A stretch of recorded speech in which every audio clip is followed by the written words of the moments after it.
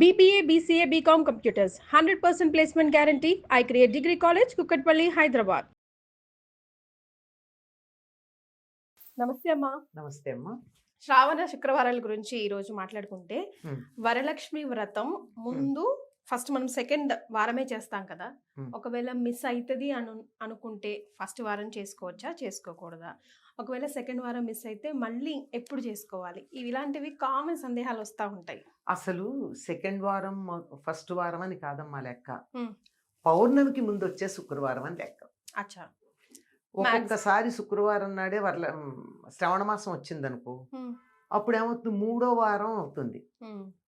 అంటే పౌర్ణమికి దగ్గరగా ఉండే వారం మాత్రమే, పౌర్ణమికి ముందు ఉండేటటువంటి వారం చేసుకోవడం ప్రశస్తం. అమ్మవారు చెప్పింది కదా కల్లో కనపడి, పూర్ణిమకు ముందు వచ్చే శుక్రవారం అంది. అది ఒకటా రెండా, ఒక్కోసారి మొదటి వారమే రావచ్చు అట్లా. అంతే కదా. శనివారం మొదలైంది అనుకో, శ్రావణ మాసం మొదలయ్యి కొంచెం తిథులు ఒక్కొక్కప్పుడు తక్కువ ఉంటాయి కదా నిడివి, అలా ఉందనుకో, అప్పుడు మొదటి వారమే అవ్వచ్చు, చెప్పలేం. కనుక లెక్క ఏమిటంటే పూర్ణిమకి ముందు ఉండేటటువంటి శుక్రవారం, ఆ రోజు వరలక్ష్మి వ్రతం చేసుకోవాలి. కానీ ఆషాఢ అమావాస్య నుంచి మామూలుగా లెక్క పెట్టుకుంటే 15 days అంటే సెకండ్ వారం ఇన్ జనరల్ గా వస్తుంది. ఇన్ జనరల్ వస్తుంది, అప్పుడప్పుడు మారుతుంది, అది నేను అనేది. అంచేత ఇన్ జనరల్ లెక్క పెట్టేసుకుని ఇదే లెక్క అంటే కుదరదు. కనుక జస్ట్ తప్పనిసరిగా తమ్ రూల్ అని చెప్పేది ఏమిటి అంటే పూర్ణిమకు ముందు వచ్చే శుక్రవారం, ఆ శుక్రవారం నాడు చేసుకుంటారు. ఒకవేళ కుదరకపోతే తరువాత వచ్చే శుక్రవారం చేసుకోవచ్చు. అది కుదరకున్న వాళ్ళు సాధారణంగా మొదటి వారం కుదరదే, ఈ పూర్ణిమ ముందు వచ్చే శుక్రవారం కుదరని వాళ్ళు 4వ వారం చేసుకుంటారు, ఎప్పుడైనా చేసుకోవచ్చు. నేను తప్పనిసరిగా ప్రతి సంవత్సరం చేసుకోవాల్సిందేనా, ఒక సంవత్సరం చేసుకొని వదిలేయచ్చా? ఇది వ్రతం ఏం కాదు కదమ్మా, అదే వ్రతమే, నోము కాదు కదా. నోము అయితే పట్టిన తర్వాత తప్పనిసరిగా చేసుకుని తీరాలి. ఓకే, ఇంట్లో ఎవరైనా ఒకరైనా కంటిన్యూ చేస్తూ ఉండాలి. వ్రతానికి అవసరం లేదంటారు. వ్రతం మనం నియమం పెట్టుకున్నాను చేసుకుంటాం, వీలు కానప్పుడు పర్వాలేదు.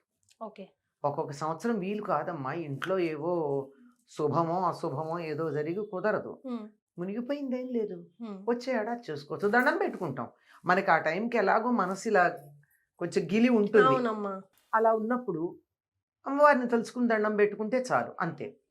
అంతేగాని అయ్యో ఈ సంవత్సరం చేయలేదు, నాకు ఏదన్నా కష్టం వస్తుందేమో, నష్టం వస్తుందేమో, ఇబ్బంది వస్తుందేమో, అమ్మవారు శపిస్తుందేమో, ఇలాంటి పిచ్చి ఆలోచనలు పెట్టుకోనక్కర్లా.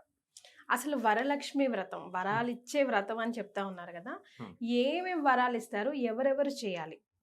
ఆవిడ వరలక్ష్మి అంటే శ్రేష్టమైన లక్ష్మి అని అర్థం. వర అంటే శ్రేష్టం, the best, the chosen, the choicest అని అర్థం.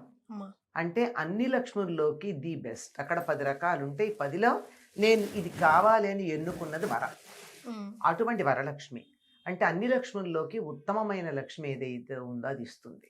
ఏమిటా ఉత్తమమైన లక్ష్మి అంటే, నాకు బోల్డు డబ్బు ఉంది కానీ స్విస్ బ్యాంక్లో ఉంది, నాకేమన్నా ఉపయోగపడిందా? మరి నాకు 4 కొడుకులు 4 దేశాల్లో ఉన్నారు, ఒంట్లో బాగుండకపోతే నానేవాడు ఉండడు, లేదు ఏ పనివాళ్ళు చూడాలి, లేకపోతే అది లేని పరిస్థితి. అది సంతాన లక్ష్మి ఉన్నట్ట? సంతానం ఉంది కానీ సంతాన లక్ష్మి లేదు. అవునమ్మా. నాకు ఇంటి ఫ్రిడ్జ్ నిండా స్వీట్లు ఉన్నాయి కానీ నా ఒళ్ళు షుగర్ ఫ్యాక్టరీ, ఏం లాభం? ఉపయోగం ఉందా? లేదు. ఏది ఉంటే ఉన్నటువంటి అన్ని రకాల సంపదల్ని అనుభవించగలమో అది శ్రేష్టమైన లక్ష్మి. అబ్బా, భలే చెప్పారు. నిజంగా అన్ని ఉండి అల్లు నోట్లో శని అంటూ ఉంటాం కదా, అదే. అది లేకుండా ఉన్నది అనుభవించాలి.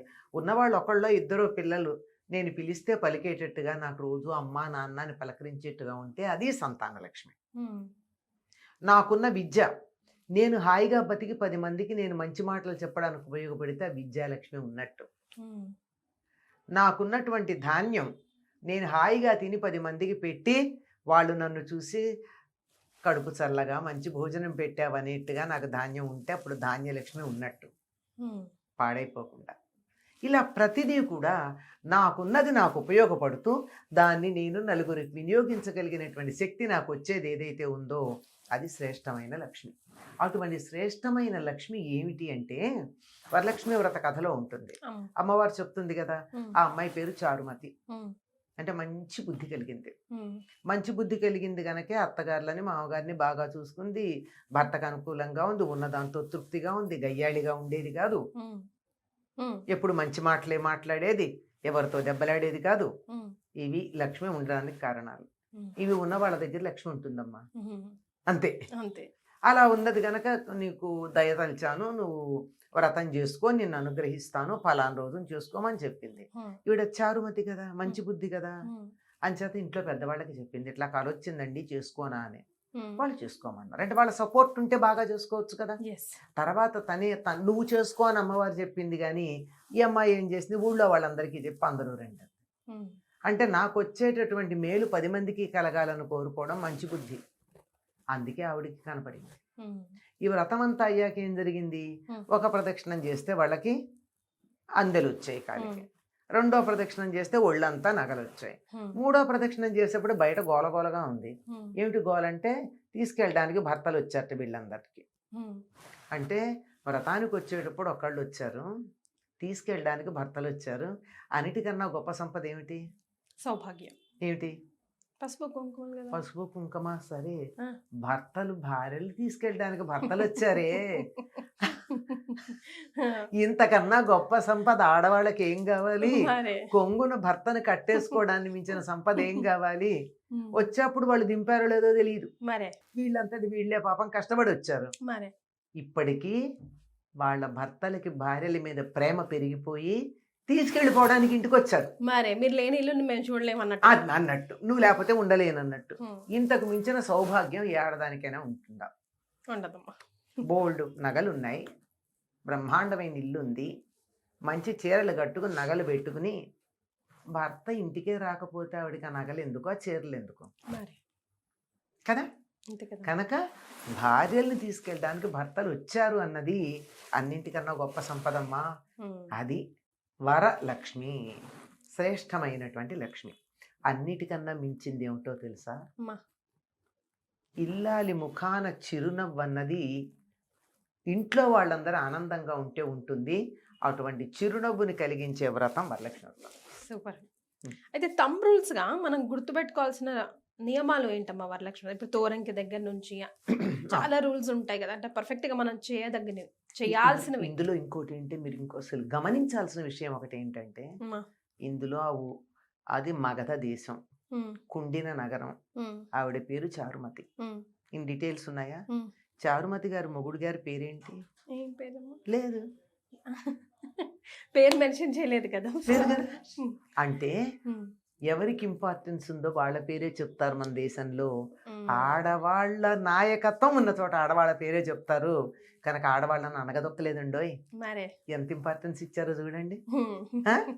100%. స్త్రీ ఇక్కడ స్త్రీ ప్రధానం కనుక స్త్రీ పేరే ఉంది, ఆయన పేరు లేదు. అది విషయం. ఇది ఆడవాళ్ళందరూ గుర్తుపెట్టుకోండి. మనం అంత చక్కగా ఉంటే మన పేరే వస్తుంది, కానీ కౌసల్య సుప్రజారామ అన్నట్టుగా దశరథ సుప్రజారామ అనలేదు కదా, అది గుర్తుంచుకోవాలి. ఇంకా తంబ్రూలు అని చెప్పారు కదా, దీనికి కూడా కలశం పెట్టుకునే వాళ్ళు పెట్టుకుంటారు, లేని వాళ్ళు పెట్టక్కర్లా. పసుపు గౌరీదేవినే చేసుకుంటారు లక్ష్మీదేవిగా. మీకు తోచనన్య అలంకారాలు చేసుకోవచ్చు, చక్కగా పూజ చేసుకోవచ్చు. లక్ష్మీ సంబంధమైన పూజ, లక్ష్మీ అష్టోత్తరం, ఓపిక ఉంటే సహస్రనామాధికాలు చేసుకుంటారు. 9 పోగులు ఉన్నటువంటి 9 ముళ్ళున్న తోరం కట్టుకుంటారు. అది కట్టుకుని కథ చెప్పుకుంటారు. దేనికి లింక్ అమ్మా? ఈ 9 నవగ్రహాలకి లింకా?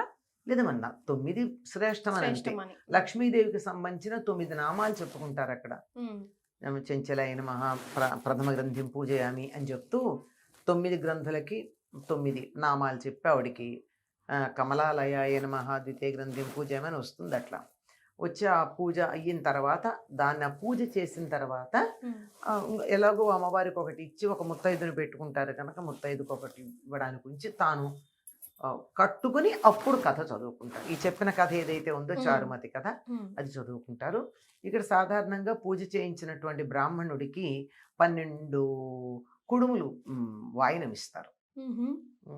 ఇక్కడ ఎందుకో గాని తోరానికేమో 9 పోగులు 9 ముడులు ఉంటాయి, కుడుములు మాత్రం 12 ఉంటాయి.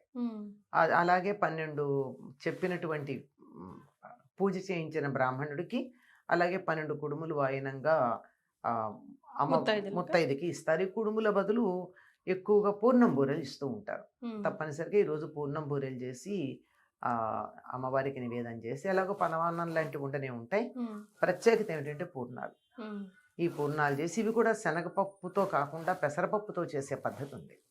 పోలి పూర్ణం బూరెలు అంటారు. అవి చేసి వాటిని వాయినంగా ఇచ్చేటటువంటి పద్ధతి మనకి ఉందమ్మా. ఇప్పుడు ఈ తోరం మన చేతికి కట్టుకుంటాం కదమ్మా, తోరంకి అది ఎప్పుడు తీసేయొచ్చు?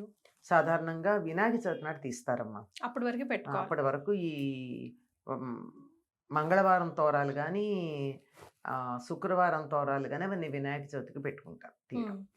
సో మినిమం ఏం నియమాలు పాటించాలమ్మా ఆ రోజు వ్రతం చేస్తున్నప్పుడు? ఏ వ్రతానికైనా పాటించే నియమం ఒకటే ఉందమ్మా. ముందు రోజు ఒక పూట భోజనం చేయడం, బ్రహ్మచర్యం పాటించడం, వీలైతే భూసేనం, నేల మీద పడుకోవడం, ఇవన్నీ ఏ వ్రతానికైనా ఏ పూజకైనా ఇవి పాటిస్తారు. దాటకూడదు ఇట్లాగా అట్లాంటివి ఏం లేవు.